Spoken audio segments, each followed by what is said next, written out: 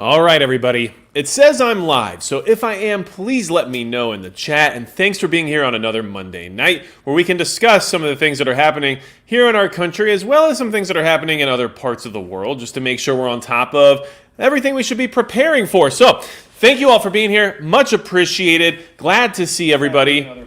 Oh, and I have to mute that feed. So, thank you all so much. 5x5 Harbor Prepper coming through. We got Shadow Prepper with the 5x5 as well. Joe Long, good to see you. Cops Help Americans, good to see you too. 0x0. So, I was doing pretty bad there in the beginning. And I do want to mention Midway USA is the biggest supporter of the channel. And of course, they help me do live streams like this one so that I can share some information with everybody and we can get better prepared. So big thanks to Midway USA. And I also want to mention that tonight I do have the members only live stream coming up after this live stream. So if you're a member of the YouTube channel membership or on Subscribestar, you can come hang out, and it's just a casual chat format that I do after these live streams. So I'll go ahead and put the Subscribestar in the chat in case you want to get some exclusive content and be part of my preparedness incentive giveaways and stuff like that, all right? So, and they're not giveaways, they're just incentives. That is what it is.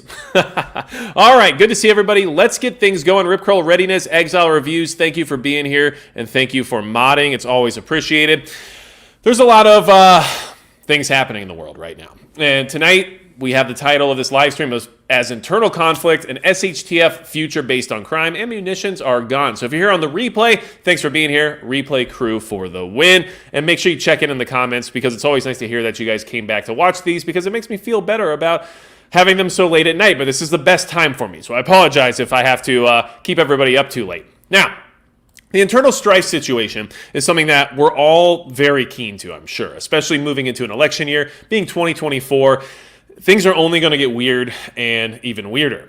But right now, there's some public internal strife happening within the military that I thought was worth at least examining so that we can have a better idea as to where we stand in the sense of cohesion and morale and whether or not our military is actually running as a singular unit or not. And I think that it's a good thing for us to at least keep an eye on, especially based on the fact that there is some, let's just say, extreme concepts being permeated throughout it, or at least the idea of that is being broadcast to us, right? And I have both sides of the story in one way or another that we're going to explore.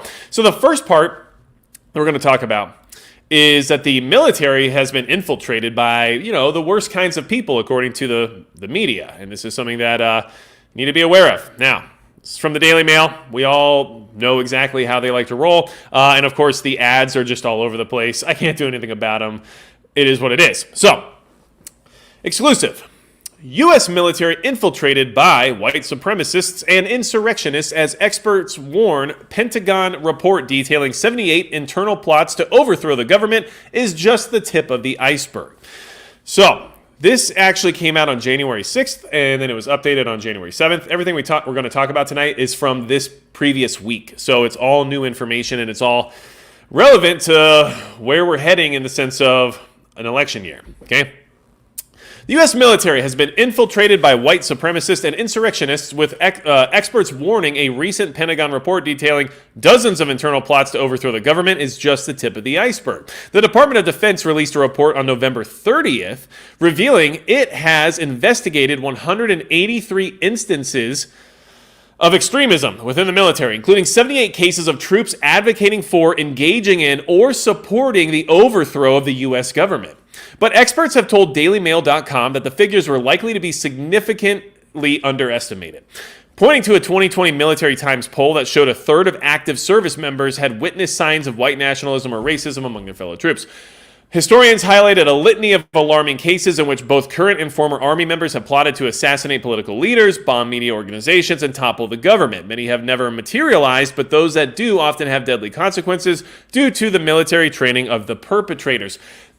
Understand, first off, there's always going to be bad apples, right? We all know that. But second off, understand the purpose of this information being released and the experts that are then weighing in on it. And then also keep in mind that the media has shifted quite a bit if you haven't realized. And give me 1 second. We'll talk about that here in just a second. So let's go down here really quick. They have all these examples of extremist activity coming from the veteran community, which is what they're trying to propagate, I guess. Just keep that in mind. But so everybody's aware, here's a map of where some of this activity has happened throughout the United States. And of course, it affects the entire country. So just be aware that these things do happen. But the purpose of this article is to display that the military is currently investigating and trying to,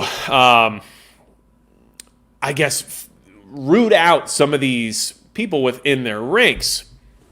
Now, why is this being put out here? Why is this internal report being put out by the Pentagon? That's a question you should be asking, even more so than why this is happening within the military. But just be aware that this is what is being put out there right now. I want to mention, before we jump into the next part of, it's like the opposite kind of in a way when it comes to what's happening within the military in the sense of like persecution, let's just call it, right? But keep this in mind. We have this list that was recently put out, right? It's got a lot of big names on it. It's got a lot of implications and everything else related to it. This information is concerningly public at this point, and also strangely available in the way that has me questioning the validity, or at least the purpose of everything there, right? It's everything you ever wanted, right? Which is why you should question why it is being put out in the way it is, right? The fact that it exists and the fact that they're allowing us to have this information to the degree that they are should have you thinking further than just face value as to being angry at the people who are being named or who are part of this entire situation, right? We all knew that a lot of these people are going to be implicated. We all knew that there was going to be uncomfortable things within this list, right? But it's almost too much information. So anytime that happens, you have to be at least questioning, right? What is this a distraction? What are they trying to draw our attention away from? What are they trying to use this for, right? It is being leveraged for something. And here, like, just for example, and if you want to get an idea as, hey, good evening to you, South Florida DCL. If you want an example of how you can look at this situation, this is not like my theory per se, but this is something that you could perceive as being a realistic possibility, right? So, for example, this list is being put out there. Certain people are implicated on it, including, former presidents and everybody else, right? And then we have all this initiative to try to change like who you cannot vote for based on ballots and everything else going on in the country.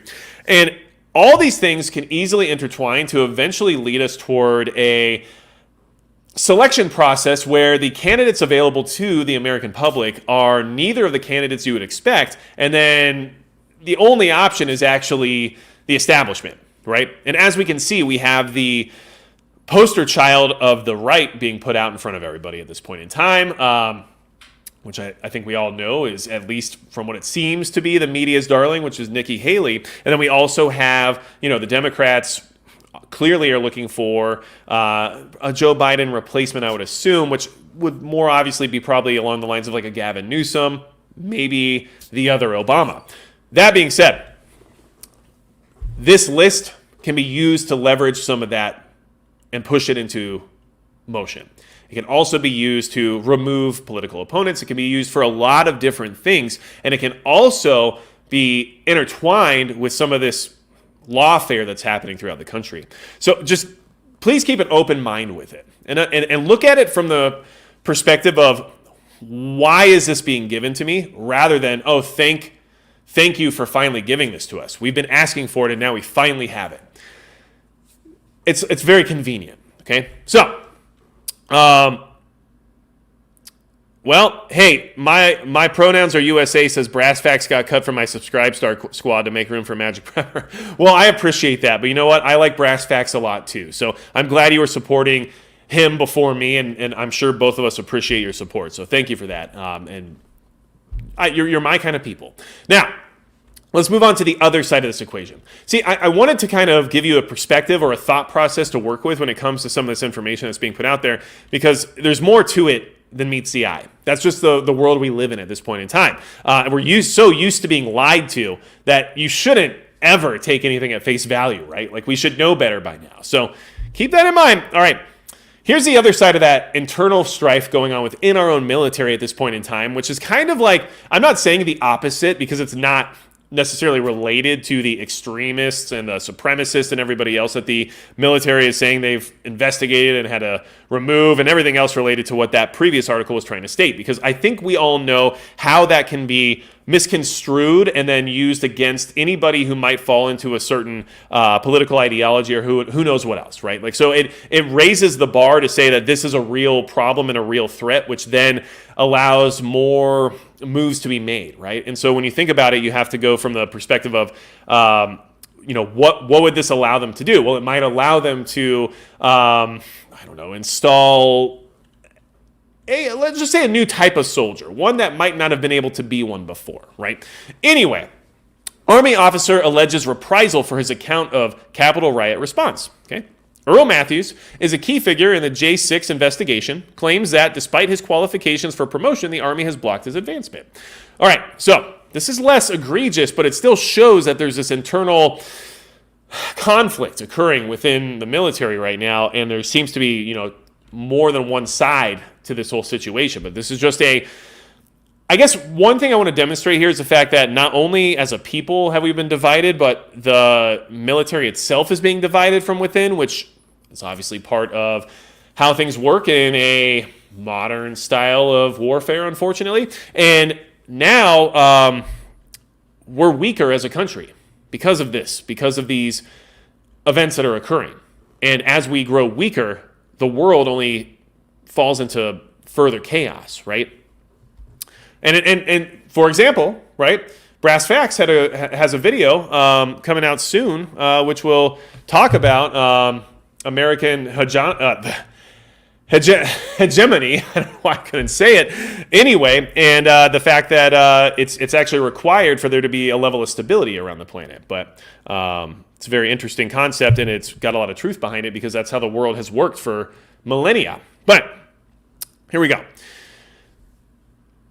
In his December 2021 memorandum, Matthews criticized two senior Army officers, General Charles Flynn and Lieutenant General Walter Piet, as not acting more quickly during the riot. He described them as absolute liars for how they characterized that day to lawmakers. Flynn is the brother of Michael Flynn, a retired three-star general who, after Trump's election loss to Joe Biden, was among those who advocated using the military to seize voting machines and rerun the 2020 election, the committee found. Matthews acknowledged Wednesday in an interview that he used inflammatory language in his memorandum, which was leaked to the media amid lawmakers' investigation. But the document, his lawyer said in the complaint made to the Inspector General, was a protected communication to Congress. Under the law, Army officials are barred from acts of reprisal against him, the lawyer said. Okay, and according to this guy, he's got all the prerequisites and everything else for why he should be promoted to a one-star general. He keeps getting blocked from that promotion. He's saying it's because of this his critique of everything that occurred on that day. And this just goes to show you that it's going in more than one direction within that entity, within our military. And the details aren't as important as the fact that this is not only just happening, but it's becoming public and it's being put out to us, the general population, in the form of media, and we're being made aware of it like now, right? Both of those articles were from within the last 3 or 4 days. So it just kind of shows you that this public level of strife is part of the equation, I guess is the best way to say it. Now, what about the American people themselves, right? How much strife, how much internal conflict is sitting on our radar? How do we feel about the way things are going? What's happening to the general population when it comes to division, right? Because that's very important. Regardless of how you feel about it all, if a large portion of the country decides they want to act in a completely different way than how you feel, and then they want to impose that upon you, it's going to affect you, right? So, like, we can't just say we're going to stay out of the way or retreat to a safe location or whatever it might be, because we might not have that option. So these are things that we have to honestly consider and be aware of, all right? So, all right. And I'm looking in the chat here real quick. Jay Hutch says Brass Facts is pretty cool. I agree. Greek Veteran says 9 states in the USA have already banned gasoline cars. I think there are cutoff dates. I don't know about being completely banned as of yet, but yeah, they're definitely pushing that, okay? So, let's talk about how the average person is feeling, not just the internal strife happening within our military, which should concern you. Because with the world literally falling into a global conflict scenario, we need our military to be strong, regardless of how you feel about it, regardless of how you feel about the government waste and the spending and everything else related to the military-industrial complex, all that stuff. Regardless, as an American or as somebody who lives in the free world, you need this military to be able to perform in order to avoid these other militaries from being victorious, which could have, obviously, some very extreme consequences. So, denial is not our friend. This is from a Washington NBC affiliate. And let's see here. This is from January 5th. So, like I said, this is all relevant and new. Denial is not our friend. Researchers say Americans need to wake up in time to prevent political violence. We're going into an election year, people. Like, this is front and center. This is the first week of January, and like this is this is what's hitting, right? This is why we keep our fingers on the pulse of what the media is putting out, because it's important in the sense of like what the average person is consuming and where their thought process might be. As the nation enters the first presidential election season since the insurrection of January 6, 2021, new research shows an alarming number of Americans support violence to achieve political goals. This is not where we want to be as a country. Researchers who surveyed more than 8,600 Americans about their support for and willingness to commit political violence shared their findings recently with the News 4i team. A third of those surveyed told researchers violence would usually or always be justified to uphold at least one of 17 situations researchers asked about. If this is a true indicator as to where the average person's mindset is currently at, it's very concerning for me, because regardless of corruption, regardless of crimes committed, regardless of betrayal and traitorism and everything else related to a lot of the things that are happening within our government at this point in time, regardless of all that, the last thing that we want as Americans is a civil conflict. It is the worst case scenario. It's the worst SHTF. Like, it's not, like, there's nothing worse, right? You might think nuclear war is worse, but I think civil conflict is worse. Like, I think that's going to be much worse. And we can actually look back in history and realize that, well, more Americans died in our Civil War than any other war. So, I mean, there you go. That's all you need to know, right? Let's move on. 33%. Violence would usually or always be justified to advance at least one of 17 political objectives. The most popular, 18.7%, strongly or very strongly agreed that if elected leaders won't protect American democracy, the people must do it themselves, even if it requires taking violent actions. Nearly 8.5% of people in the survey agreed strongly or very strongly with the idea of using violence to stop an election from being stolen. And 12.1% said political violence is justified to preserve an American way of life I believe in. In another question, 19% strongly or very strongly agreed that having a strong leader for America is more important than having a democracy. Well, first off, I mean, we're a republic, so maybe that's where they got confused. But second off, if they weren't confused, then that is very concerning. So, look, these are just polls, but this gives you an idea as to what the average person might be actually thinking about. And that is not a good thing. I don't like it. Okay? Yeah. Oh, and here is a great quote. The thing that really concerns me is the possibility that all of us in the middle are not going to wake up in time to keep that from happening. And that's part of the problem when it comes to being in the middle, right? Because the extreme opposites, whichever side you want to relate that to, are the ones that are going to take action. And the middle is generally going to sit back because they're not fully committed to any particular cause or whatever it might be. And those people who might have that level of rationality about them aren't going to actually be able to prevent the extreme sides of these arguments from doing what they end up wanting to do. Like this person says, it'll be too late, most likely. And I think that's a valid concern. Okay? 50.1% somewhat or very strongly agree that in the next few years there will be a civil war in the United States. Now, here's something I want everyone to keep in mind. And I've actually made a few videos about this, more than once, actually. And of course, anytime you mention civil war, people kind of get worked up, which I understand. Look, and everyone has preconceived notions about me because A lot of my background is generally an American flag and a Gadsden flag, and then we also have the fact that I'm very pro Second Amendment and everything else. So there's a lot of preconceived notions about all of my beliefs and everything else, which I don't necessarily fully share everything because that's not a requirement.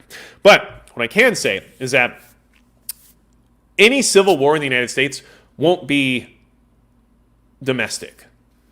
It will be international. And the alliances that are forged during that civil conflict will have huge implications to how the country is restructured thereafter. Just keep that in mind, because I think we all know that there are definitely countries that the sides of this civil conflict would be choosing to try to ally with in order to gain the upper hand. And that's what the Americans did in the Revolutionary War. That's what every war ever has allies, right? Without the French, would we have actually beat the British? I mean, these are things you have to consider. Sorry, I really needed a sip of coffee. Okay, we're going to move on to an article that actually discusses the perceived black swan events that are most likely to occur during this year, pre-election or during the election, which is also concerning because why is all this information coming out right now?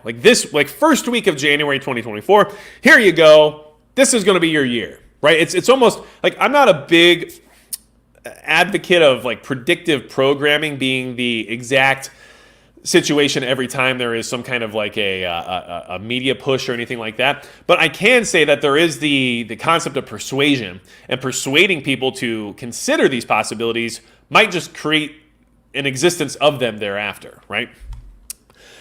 Hugo, Magic Pepper, it's not enough people. When it's 60 to 70%, that's when we have to worry. Now, the only argument I'd have to that, Hugo, is that we're not including collaborators and instigators. And those people definitely exist and are funded from outside sources, and they are here to try to instigate it. And so the numbers might not need to tip on the scale to that degree if there is interference from outside influences that are pushing it further into that direction, right? So that's something you have to keep in mind. There are definitely financial forces working against us out there in the ether, and that's a consideration, Right.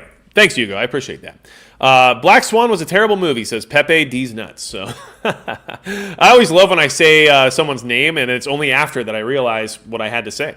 Let's see here. Savage Lee, power grid goes down. Y'all will have to come tell me who won. So the power grid going down is definitely a concern. It's something you should be very concerned with, in all honesty. It's one of the most likely situations to unfold if there was to be any type of conflict with another global superpower, as well as a civil conflict, because it's probably one of the easiest things to accomplish, right? How hard is it to take down the power grid? Barely an inconvenience, right? So let's keep moving. Be prepared, says Magic. Come to Miami. I got some guns and beer for us. Hey, maybe one of these days. I did grow up in Florida. I've only been to Miami once, but I can say that it was for a Brazilian Jiu-Jitsu tournament, and it was a good time. Let's move on. This is the list of Black Swan events at Politico, right? And I don't have to like every media outlet to just share information. That's not how this works. Okay. The unpredictable but entirely possible events that could throw 2024 into turmoil. Here you go. This is what they're thinking could happen. This is something you should consider. Signs of extraterrestrial intelligence. Oh, hey, by the way, Miami, be prepared. If you want to let us know about that whole situation, just give us a heads up in the chat, unless you don't want to be disappeared. But yeah, so extraterrestrial intelligence, maybe they're at the mall, maybe they're in Las Vegas in someone's backyard. I don't know. So, hurricane meets January 6th. What does that mean? It means that they're trying to say a natural disaster could disrupt the election. Russian mothers revolt over the high Russian casualty rate, a.k.a. some kind of mutiny within Russia because of the disdain with the war effort. Digital apocalypse. We all know what that means. Cyber attacks, power grid going down, infrastructure hacked, everything else. War with China breaks out, over Taiwan most likely. A violent assault on a candidate. Very, very likely these things do happen. We all remember what happened to Steve Scalise so many years ago at this point, right? Then we have 1968-like riots at major party conventions, right? Of course, so that would be a huge indicator of unrest, and it would also create unrest within the political environment, which makes it even more exasperated because of the people who are going to use it to capitalize, right? So This article goes over everything: the disrupted election, the China surprise, the like death at a Trump rally, right? Like this is something that they're worried about happening. Like this is, it's just these people are putting all this information out there, and to me, a lot of this information they're trying to put out there has its own possible consequences, right? But this is something we have to keep an eye on because this is the year we live in, and this is the mindset some of these people have. All right. Magic Prepper, please say FJB, he can eat a hot fart. Okay, I guess I did. You got me. Listen. You don't even have to be political to not be happy with the way things are going right now, right? It is what it is. Mike H, looks like Sporky Bingo 2024. Yeah, I'm a little bit concerned with that, to be honest with you. There's a lot of weird stuff going on there. Pepe D's Nuts. What the hell, an ad? Yeah, so just in case nobody's aware, YouTube changed the format January 1st to where during a live stream now, they just run ads while you're live. And I can either place them I can place them myself, or they will place them in a balanced way, and I can't say no.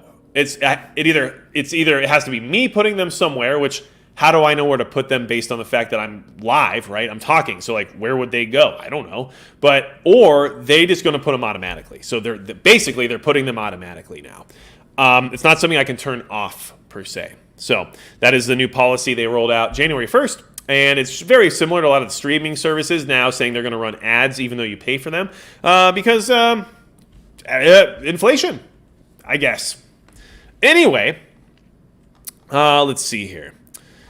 We've got Harbor Prepper because coffee is an essential prep. Well, thank you for that. I really appreciate it. Thank you so much. And I appreciate the super sticker of the hot dog, Pepe D's Nuts, which I who doesn't like a good hot dog, right? And Militant Root says grow food. Yes. Right now I cannot because it is literally like -1 degree, but I can start working on that this spring for sure. We have a few projects coming up this spring in order to begin the process of food production, not just food storage. So that is something that I'm working on. And now that I'm starting to build like a little network here in my town, I'm hoping that I can actually, help in that capacity as well, and not just be somebody who needs, but somebody who can give if the ability there is to do so, right? So let's see here. All right. What else is happening domestically? Here's something that is concerning, okay? And I want to preface this. This is going to move us into the portion of the conversation tonight about a glimpse into the future, right? So we just talked about internal strife. We could have gone into way more detail, but you know what? It's the first week of the year. We got a little bit of time, I think.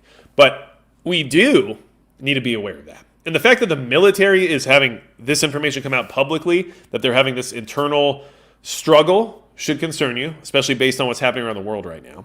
And the fact that the average American is saying that they believe that the possibility of violence might be a necessity at some point in time in the near future should also concern you. But here's something that I want to use as a segue, okay? A glimpse into the future of how crime might start to control certain aspects of your life. And if the cartels have their way, this could likely be a reality. So I want you all to, be aware of it, okay? Mike H, Risky Krisky has been kicked off YouTube. I do speak with him outside of YouTube. He's a really cool guy, really nice guy. But I will say that I'm not going to Rumble exclusive because there just isn't the reach. It doesn't have the ability to get the message to as many people. And I think it's a good platform to be part of, but I don't think it's something I can do exclusively. So, but I appreciate you asking. I totally get it. It's just not there yet to support the wider audience because of the fact that it's I don't know if it can ever actually grow to the level of YouTube based on just time, right? So it's something that we'll definitely keep an eye on. I am working on integrating over there, but for some reason, the integration widget is no longer available, which makes me think they were running into issues with copyright or who knows what else. So I'm still working on seeing how I can do that without it being problematic, let's just say, okay? So it's something that I'm putting together, and in the future, you should see at least like a mirror over there or somewhere, right? Now, Metro mail carriers rally against nationwide increase in attacks. Okay. Remember, we're segueing into a glimpse into the future where crime is part of it. Okay. Across the country, and like I said, this is from this week, January 7th. Okay. Across the country, calls to protect letter carriers are growing louder after a nationwide increase in robberies and assaults. Rallies calling for change have recently taken place in Arizona, Michigan, and Wisconsin. On Sunday, letter carriers rallied in Minnesota to say enough is enough. They're calling on elected officials to use tougher prosecution against criminals. All of us are angry. We are furious. National Association of Letter Carriers, AFL-CIO President Brian Renfro said, "Our members are under attack." On November 18th, a letter carrier was robbed at gunpoint in Edina. Then on November 19th, another carrier was held up for their postal equipment in Brooklyn Center. On Friday, I got word from the postal inspectors that they did catch the suspect they were looking for. National Association of Letter Carriers Branch 9 Executive President Joseph Tiemann said, "I talked with both the carriers that were robbed for equipment, and they're both extremely relieved to know that these guys are off the streets." In Minnesota, Wisconsin, and the Dakotas, Sunday's protesters say there were 30 violent attacks and armed robberies between 2022 and 2023. It's unacceptable, it's appalling, and it's out of control. No worker should ever live in fear while they're doing their job. This violence against our members must stop. Okay, so this is a problem. Now, it's not an organic problem per se. This is part of the disruption tactic. If you can disrupt the mail system, then you disrupt a lot of people's lives in the process, right? And if you make faith be lost in that system, then people have to find alternative ways to get products or information or whatever else it might be from one place to another. And of course, while these people are being attacked and while these crimes are escalating, it's harder to find workers, it's harder to get people to be postal employees, and then you have more and more supply chain issues, right? So it's a very strategic part of the logistics system to target, let's just say. Now, why am I saying it like that? Why am I not just assuming this is random crime? Because, they got packages. There's probably stuff in there. We're going to steal it, right? Because at this point in time, at this point in our history, I'm just not necessarily sure I can sign up for coincidence anymore. It's not necessarily part of my vocabulary because things have escalated to a degree where the writing's on the wall, but it's just written in clear ink, right? So why is this a segue into a glimpse into our future, predominantly based on crime? Well, if you disrupt an integral service of people's lives to the point where it can no longer function in a way, it leaves a vacuum. A power vacuum. And it allows someone else who has the logistics and the funding and capability to establish their own version of that system. But that might not be something that you want to get entangled with. Let's talk about Mexico for a second. Okay? They're our neighbor. They're people. They're criminals. And a lot of their, let's just say, problems end up here. Right? Well, this is what's happening in Mexico. Mexican cartel forces locals to pay for makeshift Wi-Fi under threat of death. It's from January 3rd. A cartel in embattled central Mexico state of Michoacán. Why can't I say this? I can speak Spanish. I just can't say this dang name. Michoacán, I guess, set up its own makeshift internet antennas and told locals they had to pay to use its Wi-Fi service or they would be killed, state prosecutors said on Wednesday. Dubbed narco antennas by local media, the cartel system involved internet antennas set up in various towns built with stolen equipment. The group charged approximately 5,000 people elevated prices between 400 and 500 pesos, $25 to $30 a month. The Michoacán State Prosecutor's Office told the Associated Press. That meant the group could rake in about $150,000 a month. People were terrorized to contract the internet services at excessive costs under the claim that they would be killed if they did not, prosecutors said, though they didn't report any such deaths. Local media identified the criminal group as the Los Viagras cartel. Prosecutors declined to say which cartel is involved because the case was still under investigation, but they confirmed Los Viagras dominates the towns forced to make the Wi-Fi payments.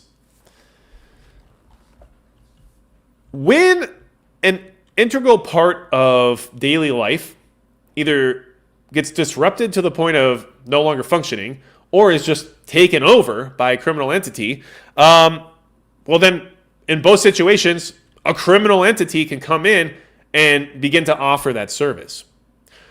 Whether or not that's groceries, whether or not that's water, whether or not that's electricity. This is just a demonstration of the organization, the planning, and the logistics available to these criminal cartels and what they're capable of. And this is something you could expect to see as America continually spirals down the drain, and we see postal carriers being attacked, and we see protests going out about how they need to increase their safety, and of course people are going to leave that profession because it's no longer safe, and eventually you might find yourself receiving your mail from a cartel member at a very escalated price, of course, for your protection. And this is happening in Mexico right now.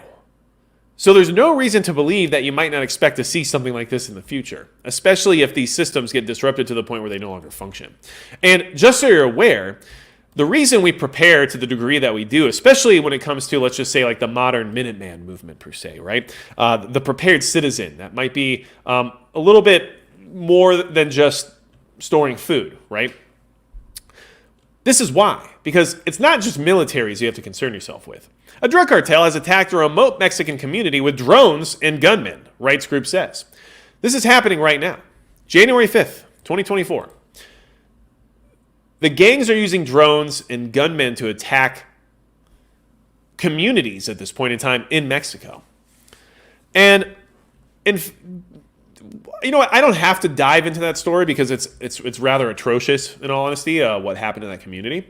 And it's possible that they were involved with something along the lines of not being allowed to not pay for something like a Wi-Fi connection, right? Which was then punishable, right?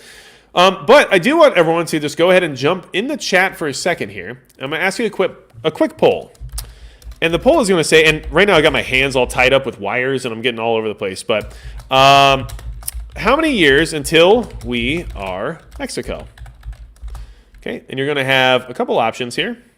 We'll do 1 to 5, we'll do 6 to 10, and we will do never. Okay, go. Just so I can see what you're all thinking.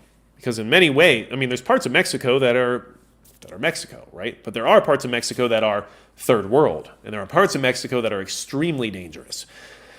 Very much like the United States, you know. There's parts of our country that are very dangerous, parts of our country that in some ways could almost seem third world, especially to somebody who's never actually been there. But then there are parts of the country that are totally safe and still good to go. But how long until the majority is more like Mexico, right? And now, I used to joke around, and look, like I said, I can't say the word Michoacan or whatever, however it's supposed to be pronounced, because I always forget how to say that dang name. But I speak Spanish pretty fluently. I learned it in school. I learned it with my peers. I made a concerted effort to learn it, okay? And I used to joke around because it was interesting to me that back in like the, mid-2000s of like 2010, let's just say, it was interesting that hair metal, like 80s hair metal bands were so big in Mexico, or that a lot of the Mexican, associations or friends that I had were listening to like, White Snake. And I'm like, what's going on here, right? It's because they were just behind. Like everything was a little bit behind. But that's not where we're at anymore. And now we're actually falling back with them to become more level rather than continuing that gap, right? And it's concerning to me. And as somebody who knows a lot of people, Dave Whitley says, seriously, you know that much about the future? I don't know if you're talking to me or everybody else, but I mean, I'm just shooting ideas out there, right? Because we're going to all suffer together when things keep falling apart. And so we got to be ready for what that might look like. And in all honesty, I think more than anywhere else in the world right now, it's probably going to look like Mexico. Because a lot of the bad parts of Mexico are already here when it comes to criminal gang activity. And like I said, our mail service is already under attack. Whether or not you... Look, let me explain really quick how this works a little bit. The individual crimes aren't necessarily directed by any larger entity, right? There isn't like a targeted attack that's based on somebody's demand or somebody's orders. But these conditions that push things into the level of desperation that spawns these attacks are often by design, as well as let's just say, the motivation to commit these attacks or commit these crimes. It's done by design, and it's funded, it's invested in, and it's promoted, right? So that's where we're at this point in the world. Like we're at that point, and the end result can always be easily had through persuasion that doesn't require direct communication or direct orders being given or anything like that. All you have to do is set everything into motion, because based on, the human psyche and based on the demographics that they're trying to influence the most, they have a good idea of what will happen if X, Y, and Z are put into place, right? And that's the type of next-gen warfare we're currently experiencing. You're not supposed to know what's happening. That's how it works. If you know it's happening, then it's no longer under the covers. It's now overt. And when things go overt, it's a much different environment, right? And you can apply that to the most basic concept. If you are overtly wearing a pistol and carrying a rifle, we're in a different environment now, right? For now, everything's still covert. Okay. Let's see here. Somebody tagged me. Hugo, I live in Los Angeles County, and it is Mexico and has been for 5+ years, if not more. Yeah. And, I lived in California for 10 years, and I can tell you, there's definitely, entire neighborhoods that were Hispanic, which, is what it is. But to be fair, where I lived, there was also entire neighborhoods that were Russian. So it's just, we're on our way. Now, let's talk about the munitions and the lack thereof, because this is an issue for national security. But it's an issue for everybody, which is concerning because at some point, what do you use next? At some point, what do you have to go to? And there's only a couple options when it comes to that some point, right? If you run out of all your conventional munitions, you have a couple of things in your arsenal that you can rely on. You have nuclear weapons, or you have small arms munitions, because generally, that's not what we're running out of regularly. Although the people will run out of small arms munitions before these military entities. They have more of them than anyone else, right? So you either have to send men or nukes, right? If you run out of all the other conventional weapons that we're currently using and currently being seen used in warfare around the planet. And when I say that, what I mean is, your missiles and your artillery and everything else related to anything that's not rifle rounds or nuclear bombs. So let's start with the U.S. because, like I said, it's affecting everybody. It's not just the U.S. It's everyone. It's actually kind of interesting too. As we go through this, you're going to probably be aware of some things you didn't know were happening, which I thought was interesting, which is why I'm sharing it. Okay, January 5th. Like I said, this is all from this week. Overstretched and undersupplied. Can the U.S. afford its global security blanket? This is from the Atlantic Council. Okay, the part of the article I want to jump to is right down here. Here we go. The capabilities needed in Ukraine, Israel, and a potential conflict with China vary, which prompts many U.S. commentators to argue that the United States can sustain all three. However, that presumption undermines alarms raised across the federal government.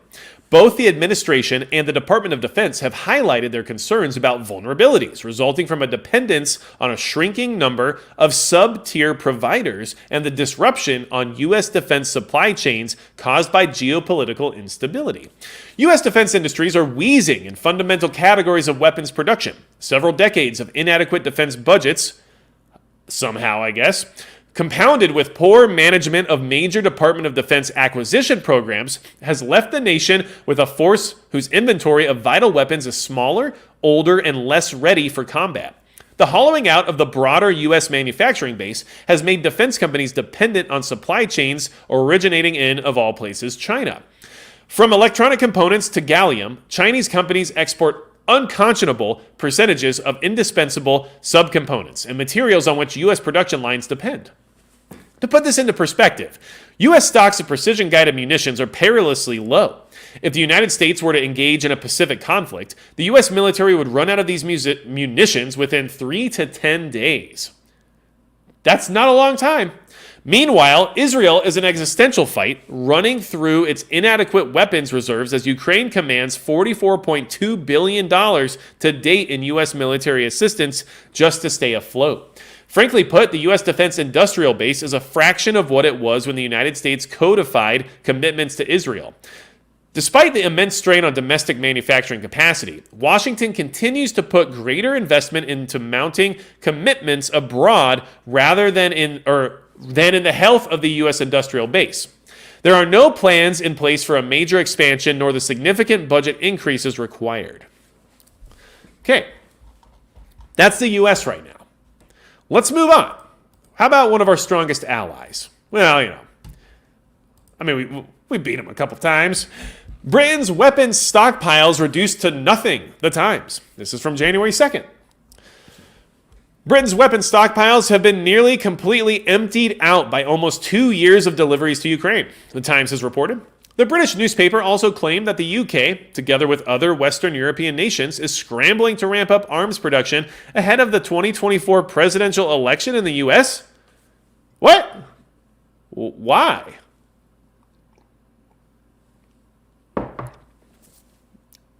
We'll just move on past that. While London has spent more than £4.6 billion on arming Kiev since February 2022, NATO's Deputy Supreme Allied Commander for Europe, General Tim Radford, warned in July that the UK risked losing its status within the US-led bloc. The general cited personnel shortages, among other issues. I'm sure he has personal shortages as well, but we're not going to talk about that here. The Times quoted an anonymous Ukrainian military source as saying that Britain had nothing left in terms of weapons it could donate. The unnamed official added, however, that London was still playing a crucial role in persuading other nations to ship arms to Kiev. Great. According to the newspaper, citing an unnamed staffer from Prime Minister Rishi Sunak's office, Britain and several other Western European countries are cranking through the gears to make sure Ukraine has enough military supplies to fall back on in case a new U.S. administration decides to withhold or drastically diminish defense aid. Britain and other Western nations are allegedly seeking to extend the conflict into 2025 and possibly beyond, the source said, in the hope of stretching Russia's resources and forcing it to eventually relent. I don't know if that's going to work the way they thought it would. Well, why do I say that? Well, here's why. Sky News, January 7th. Russia and Ukraine are both running out of munitions, but one has a significant advantage. Which one do you think it is? Despite Russia having significantly greater firepower, its illegal invasion of Ukraine has not gone according to plan. Although Ukraine was not a member of NATO, the West responded to President Volodymyr Zelensky's appeal for help with a mass of high-tech weapons and ammunition. However, following nearly 2 years of high-intensity conflict, both sides are running out of munitions. Inspired by Ukraine's initial successes at liberating 12,000 square miles of occupied Kharkiv in September 2022, the West provided a huge volume of military supplies to support Mr. Zelensky's spring offensive.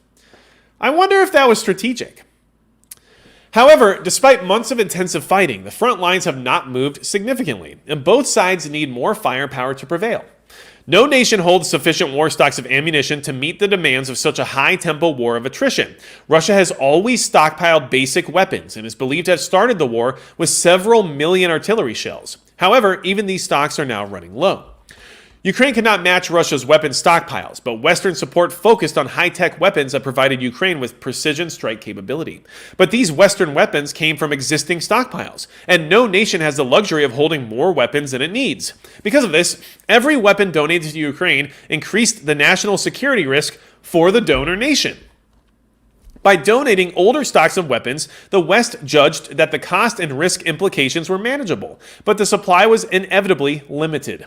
To address the firepower shortfall, Russia has turned to North Korea to supply ballistic missiles and 1 million artillery shells, and repeat orders can be expected.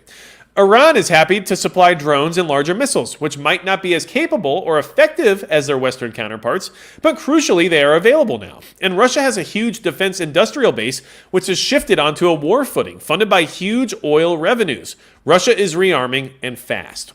In contrast, Ukraine has a fledgling industrial base which is very vulnerable to Russian missile attacks. It takes months to build manufacturing capability and a single strike by Russia to destroy it. Ukraine hopes to build 1 million drones this coming year, but it cannot match Russia's defense industry's capacity or capability, and it does not have the weapons to threaten Russia's industrial base. Ukraine's GDP is also a fraction of the size of Russia's, 157 billion pounds euros versus nearly 1.6 trillion. So it cannot compete with Russia's global purchasing power or national defense industrial capacity or capability. So where does that leave Ukraine? Without considerable and enduring Western military support, it is destined to become overwhelmed eventually by Russia's considerably greater ability to rearm. Denuded Western stockpiles cannot meet Ukraine's needs, but the West does have considerably greater capacity to mobilize its defense industrial base if it chooses to do so. Earlier last year, the West promised Ukraine it would provide 1 million rounds of artillery by March 2024. Although Western industry has the capacity to respond, this promise will not be kept. Western political support for Ukraine remains robust, but this intent has yet to be matched by the requisite collective financial commitment. Okay, so Ukraine's out of ammo, we're out of ammo, the UK's out of ammo, Russia's out of ammo, but Russia has a way of getting more ammo more easily. All right? Now what about China? Because we got to talk about them too, right? Well, there's a lot of corruption happening in China's military. Some of their missiles don't even have fuel, apparently. U.S. intel shows China's army had missiles filled with water instead of fuel in a corruption scandal that led to Xi's military purge. What? That's right. Okay. China's army fielded missiles filled with water instead of fuel in arrays of silos with improper lids, examples of military corruption that led to a dramatic purge of top officials. Bloomberg, which did not name its sources, reported on Saturday that the intelligence indicated Xi Jinping's recent ousting of more than a dozen senior commanders in the People's Liberation Army stemmed from serious issues of graft, such as these. The purge went so far as to axe even the Chinese defense minister Li Shangfu, who disappeared for 2 months before being replaced in October. U.S. intelligence sources told Bloomberg that corruption was so severe in China's rocket force and the wider PLA that it would most likely force Xi to recalibrate whether Beijing can take on any major military action soon. The rocket force is China's main military branch overseeing its nuclear weapons. It has been a key focus of Xi's recent push to rapidly modernize Beijing's forces. It's been especially central to China's posturing on Taiwan, with Beijing rolling out long-range missiles on its coast to threaten the self-governed island. Interestingly enough, some of those missiles are filled with water instead of fuel. Now, this might just be not real, right? This could be misdirection. This could be whatever you want to call it. But it's still interesting to think that it's possible that even China doesn't have the munitions that they might seem to have, right? And of course, we all know about North Korea and their paper mache missiles and everything else, right? So, why is that all concerning? For a few reasons, okay? First off, let me jump back in the chat here for a second. Mike H, send potato guns. We'll see what we can do. I want to go ahead and jump on the poll real quick. 29% we would never be Mexico, which I hope you're right. 25% said in the next 6 to 10 years, and 46% think in the next 1 to 5 years. Well, here's my thought. I think in the next 1 to 5 years, parts of our country will be Mexico, and I don't mean that in the sense of like, Hispanic people living there. I mean, will be like Mexico, where everyone's corrupt, the police are corrupt, there's rampant crime and violent crime happening in the streets on a regular basis that can't be quelled. That type of behavior. That's what I'm actually referring to. I'm not talking about having mariachi bands on the street corner. Like, that's not what I'm thinking about. I'm thinking about the criminal dystopia of Mexico and how we will see some of that likely in our country. In 6 to 10 years, I think that larger portions of the country will be that way. And then I think thereafter, only rural America might be able to avoid some of that, but they will be affected by it regardless. And there will be incursions by these criminal entities into those areas to try to establish dominance or at least some form of currency, let's just say, like roadblocks, a way for them to toll your community, right? So, all right, why is all that important? Why? What's with the munitions thing? Why is that even an issue? Here's why. It's because the war in the Middle East is just getting worse. It's not improving. And so because of that, it's concerning that especially the United States and our allies are being considered to have no weapons left because of how much we've supplied to Ukraine. And then we have reports coming out within the same time frame as those reports saying that Russia's going to outlast Ukraine when it comes to munitions, which means we cannot provide enough to actually make that difference, right? So that's just what they're saying. I'm not saying that's my thought process, but this is what we're being told, right? Stephen Sue, I'm glad you're here, and I appreciate that. I'm glad I make your Mondays better for you, right? Let's see here. Krisky says, don't forget to like this video. I appreciate that. And I think that's a good idea. So just to do that little reminder of what I have to do sometimes, because I'm supposed to be a YouTuber, which I'm bad at. I don't even tell people to subscribe half the time anymore. I know everybody used to really like that. But yeah, make sure you guys hit that thumbs up. It really helps me out. So here's why we need to be ready for this war to really take off, especially in the Middle East. It's not like we haven't been there before, right? This is just from today. Israel strike kills a Hezbollah commander in Lebanon. This war has expanded its borders pretty far at this point, and it's only increasing in instability. And now we have commanders of these militant groups being taken out more and more every single day. This isn't going to be responded well to, right? This is escalation. This is bringing more people into the fold, especially when we're talking about countries like Iran, right? So, over 130 Hezbollah fighters have been killed in the 3 months of hostilities. Tawil played leading role in southern operations, the highest-ranking Hezbollah commander killed so far, killed along with another Hezbollah fighter in a strike. Okay, Israel killed a top Hezbollah commander in a strike in South Lebanon on Monday. Sources familiar with the group's operations said, inflicting a heavy blow after 3 months of hostilities at the Lebanese-Israeli frontier. Wissam Tawil was a commander of Hezbollah's elite Radwan forces and the most senior Hezbollah officer killed so far in the conflict. These things don't just go away. You don't take out a commander and then that force say, oh, well, they got us, so I guess we'll just give up now. No, this is an escalation, right? And just as a reminder of why things over there are getting even crazier, this is also from today. Israel shifts to deadlier strikes on Iran-linked targets in Syria. Okay, from today. Israel shifts strategy in airstrikes in Syria. Strikes target Iranian arms transfers and air defense systems. Strikes are deadlier and more frequent since October 7th. Israel is carrying out an unprecedented wave of deadly strikes in Syria targeting cargo trucks, infrastructure, and people involved in Iran's weapons lifeline to its proxies in the region. 6 sources with direct knowledge of the matter told Reuters. Okay. It's spilling over. The Middle East has always been problematic, and it's not going to improve anytime soon, unfortunately. So because of that, we have to be aware of the fact that it's going to draw us in further. It just is. The Middle East is like a black hole for the United States. We just can't get away from it, right? It's a vacuum that has its full grasp on our military-industrial complex. So because of that, I would expect us to be involved more and more over there sometime soon. Let's see here. The Watchman, this channel never gets over 1,000 and it never will, just like other channels are regulated. Well, I'll tell you one thing, Watchman.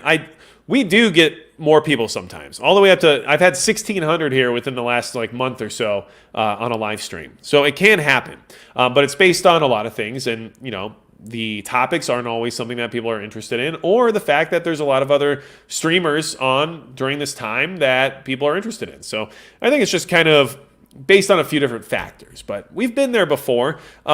And I try not to blame any level of performance on the concept of a shadow ban or over-regulation, because you have to consider some of the channels out there that have millions of followers that do and engage in the things that they do, would kind of make you assume that might not be an accurate reason as to why there is a performance issue, right? So for me, it just sounds like maybe people are either kind of over dealing with this information, or maybe they're just not as interested anymore, or maybe it's just me. Maybe it's the fact that I wear an orange hoodie. So, but Wayward Knight now bans me, and so there's that. The Watchmen, it's just, well, it's not they don't come every time. That's what I'm saying. And here's the thing: if you guys want to know a little bit of inside truth when it comes to that, if I titled this video "World War III starts right now, hold on to your butts," right, there would be more people here right now. But the majority of them would be mad, saying, why are you being so inflammatory, and why are you saying this right now, and why would you make a clickbait title like that, right? Because that would be you all, the people who are here for the real information, that are like, what are you talking about, Magic Prepper? You're a psychopath, right? But it would get more people in here, because that's just how it works right now. You either have to be bombastic in your claims of just how crazy things are and how immediate they are, or you have to have something that's overtly interesting to the general population or the general audience. So I could either do that, or I could take the alternative route, and we could review that list we were talking about earlier in the live stream, name by name, and just do that for the whole night, and that'd probably get more viewership too. But that's not the point of my live streams. That's the whole point of what we do here, is to share information and to review things that have happened within the past week and be better prepared for what may come based on that information, and strategically position ourselves in a way that's going to allow us to react to whatever might come our way. So, and then also, I saw Viv B said there's no Fred Don poster, but it's right here. That's it right here. Am I doing that meme right now? So, also, my pronouns are USA. Any thoughts on the Islamic State bombing Iran? Here's the thing. Everything's connected to a degree, and just keep in mind who originally funded and armed the Islamic State. I don't know. So, you're fine, Vibbie. No worries. I just wanted to make sure you're aware. It's that lovely, weird painting right there, but it's still here because you all helped me choose it, and I appreciated that from way back in the day, right? Red alert, says Prepper Book Club. Exactly. And you know what? I can do that. I can do that, but I just choose not to, because I'm hoping that if the time ever comes where that becomes a necessity, then you all will pay attention when I post that type of a subject, right? Because it should be an alert for you if I'm posting it in that kind of way, right?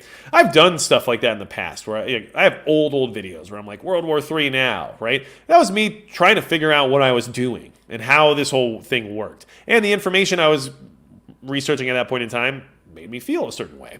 But I've learned a lot since then. And I'm trying my best to balance, right? And people say, so this guy talks about, criminal cartels taking over parts of America in one video, and then in the next video, he's reviewing a flashlight. Like, why should I care about a flashlight if we're literally living SHTF right now? And my argument to that is always going to be the same. I'm going to continually move forward and keep living my life and keep exploring new concepts and new products and new ideas until I no longer can, right? I'm not going to ever just shut down because something imminent might be happening or it might be on the horizon. But I am going to continually improve on what I can improve on in the meantime, right? So, what would Hulk Hogan do, right? Skin of a hot dog. You can't go wrong. Let's make this thing happen. All of you are amazing. I really appreciate every single one of you, okay? If there's anything that you need from me, magicprepper.com is always a good place to go. Mike H., exactly. If I had a potty mouth like Salty, that might attract a larger audience, but it would also, in my opinion, hurt opportunities I might have possibly, right? So like I do I curse in my daily life? Sure. I'm a dude in my 30s, like, of course. But do I feel like I need to get my point across in a public forum in the way that we're currently having? No. And if I ever do, you should be aware of the fact that that's me being very emotional about whatever it is I'm talking about. So I just like the concept of the red alert, right? If I drop an F-bomb, I would assume it would get everyone's attention because that never happens, right? So I'm saving those trump cards in order to use them at the time where they're most appropriate. Either way, I appreciate all of you. If you need anything else from me at all, magicprepper.com. Thank you for being here tonight. I do have the members-only live stream. We're going to start that here in just a little bit at 9:45 Central Standard Time. If you want to be a member, you can join on YouTube, and then you'll have access to the link over on the community page on my channel. Or you can join Subscribestar, which is $5 a month. That is so you get exclusive content, you get access to direct communication with me, which I monitor and frequent more often. And then I also do a preparedness incentive where I send out something for one of my Subscribestar members just to kind of share some preps, basically, right? To try to help somebody else out with something that, I might have access of or who knows what else, right? So, and it's new stuff. I don't send anybody old stuff, it's unless it was like, hey, do you have a suppressor alignment rod? I don't have one. And it's like, well, I have an extra one. Here you go, right? Like maybe something like that. But anyway, anything else all I can tell you all right now is going to be just keep preparing, keep a level head, and be aware of what's going on around you. And when it comes to digesting this information, I want you to really think about why you even have this information to begin with. That should be the first question you ask yourself anytime this stuff comes out, especially with this giant list that is just dominating the media right now. Yeah. It's going to be it for Magic Prepper.